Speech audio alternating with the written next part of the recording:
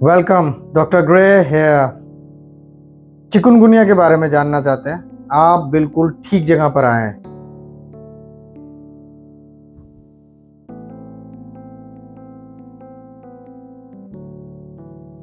अरे, तुम कौन हो और यहाँ पर क्या कर रहे हो? मेरे पास क्यों आ रहे हो? क्या हो गया? आउच! क्या कर रहे हो? आई एम द मच्छर द टाइगर मॉस्किटो। मैंने डॉक्टर ग्रे को एक गिफ्ट दिया है। प्लीज सब्सक्राइब करें वरना मैं आपको भी एक गिफ्ट दे दूंगा। आज हमारे साथ एक एक्सपर्ट हैं जिनकी नॉलेज बहुत गहराई तक है और वो अपने आप में एक बेजोड़ किताब है। Let us welcome doctor Abu Rehan, MBBS MD, Community and Family Medicine, AIIMS Rishikesh, currently Epidemic Intelligence Service Officer at National Center of Disease Control at New Delhi. Chikungunya एक तरह का वायरस है और यह एडिस मच्छर के काटने से शरीर के अंदर प्रवेश करता है। इसी मच्छर के जरिए डेंगू भी फैलता है और इसके लार्वा जो घर के आसपास साफ सुथरे पानी इकट्ठा होते हैं ये उनमें पनपते हैं और यह वायरस ठीक उसी लक्षण वाली बीमारी पैदा करता है जैसे कि जिस प्रकार की स्थिति डेंगू रोग में होती है। अरे डरिए नहीं, ये ग्राफ देखकर। ये ग्राफ बड़ा सिंपल सा है और ये अगर आपने समझ लिया ना तो आपकी लाइफ झिंगा लाला हो जाएगी। और मैं इसीलिए बैठा हूँ यहाँ पर कि आपको ये ग्राफ समझा सकूँ। क्यों? तो हम अपनी बात पॉइंट्स में करेंगे। सबसे पहला पॉइंट चिकनगुनिया का मैं ये जो बताना चाह रहा हूँ वो ये है कि चिकनगुनिया का कोई लेना देना नहीं है चिकन से। ये बीमारी सबसे पहले तंजानिया में मिली थी और ये किम कोंदे लैंग्वेज का वर्ड है जिसका मतलब होता है दर्द से टेढ़ा हो जाना। That is bent over by pain. दूसरा पॉइंट जो मैं आपको बताना चाहता हूँ वो ये है कि पहले प्यार की तरह ये बीमारी ज़िंदगी में सिर्फ एक बार होती है, तो once in a lifetime. ठीक है, अब हम अपने तीसरे पॉइंट की तरफ चलते हैं। वो ग्राफ की तरफ आइए नीचे। यहाँ पर मॉस्किटो, टाइगर मॉस्किटो, जो एडीज मॉस्किटो ने आपको बाइट करा और वायरस को, ये रेड कलर का वायरस बता रहा है, वायरस को इंजेक्ट करा आपकी बॉडी में और 2 से 4 दिन तक ये वायरस आपकी बॉडी में पनपता रहेगा, धीरे धीरे बढ़ता रहेगा और आपको कोई लक्षण नहीं आएंगे। इस टाइम पीरियड को, जब आपकी बॉडी में कोई लक्षण नहीं आते और वायरस आपकी बॉडी में इंजेक्ट हो चुका होता है और पनपता है, इस पीरियड को हम इंक्यूबेशन पीरियड से भी जानते हैं। ठीक है, उसके बाद अब वायरस की तरफ चलते हैं हम।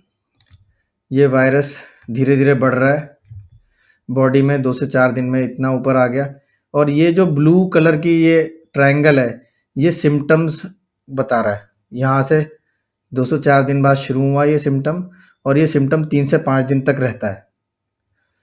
तो ये वायरस के बारे में देखते हैं। वायरस ऊपर आया फिर एकदम ख़त्म होने लगा बॉडी से। 3 से 5 दिन में लक्षण आने के ख़त्म हो गया। इसका इम्पोर्टेंस ये है कि जब हम टेस्ट कराते हैं लक्षण आने के बाद तो हम वायरस का PCR कराएंगे। ठीक है, तो हम PCR कराएंगे जो वायरस डिटेक्ट करेगा। लक्षण आया, आपने 3 से 5 दिन के अंदर PCR करा लिया। ठीक है, RT-PCR। उसके बाद क्या होता है, जब एक बार ये वायरस धीरे धीरे नीचे चला गया, फिर ये इम्यून रिस्पॉन्स शुरू हो गया बॉडी का 2 से 3 दिन बाद जब वायरस एंट्री हुई और ये 5 से 6 दिन बाद ये इम्यून रिस्पॉन्स जो है, एंटीबॉडीज़ बनाने लगी जो बॉडी लड़ने के लिए, तो ये प्रतिरोधक क्षमता बताता है। तो ये IgM जो है लेवल्स जो हम चेक करते हैं टेस्ट में चिकुनगुनिया के IgM लेवल्स, वो ये है। ठीक है, तो अब मैं बताता हूँ आपको। जैसे मान लिया अगर 2 से 5 दिन के अंदर आपको टेस्ट कराना है तो आप PCR कराएंगे, IgM नहीं कराएंगे। और IgM कराना है, जैसे 10 दिन बाद आपको चेक करना है भाई चिकनगुनिया था कि नहीं था, तो आप एंटीबॉडीज़ कराएंगे, दैट इज़ IgM कराएंगे। तो अगर आपको सही चीज़ पता है तो आप अपने पैसे बचा सकते हैं। आपको दोनों टेस्ट कराने की ज़रूरत नहीं है। ठीक है, तो अब हम आते हैं सिम्टम्स की तरफ। तो ये जो है, ये ब्लू कलर का सिम्टम्स है। तो सिम्टम्स जब आपके 2 से 4 दिन हो जाते हैं तो आपके सिम्टम्स शुरू हो जाते हैं, और वो एकदम से बहुत ज़्यादा होते हैं, हाई ग्रेड फीवर और सीवियर जॉइंट पेन, चल भी नहीं पाते आप, और धीरे-धीरे फिर ये कम हो जाता है 3 से 5 दिन में। ठीक है? उसके बाद क्या होता है कि बार-बार स्पाइक आते रहते हैं। ये जैसे सही होने के बाद थोड़ा-सा स्पाइक आया, जॉइंट में पेन शुरू हो गया, तो वो अगले 10 दिन तक रहा। ऐसी बार-बार स्पाइक आ सकते हैं इसके। कुछ में नहीं आते, कुछ में आते हैं। 2% लोगों में ये महीनों तक रह सकती है, 6 महीने, 7 महीने तक ये बीमारी बीच-बीच में जॉइंट में प्रॉब्लम कर सकती है, जिसको हम रिएक्टिव आर्थराइटिस भी कह सकते हैं। तो ये अगर आप देखो तो ये स्पाइक आई, ये स्पाइक आई, ये स्पाइक आई। ठीक है? अब हम ट्रीटमेंट पार्ट के बारे में बात करते हैं, छठा पॉइंट।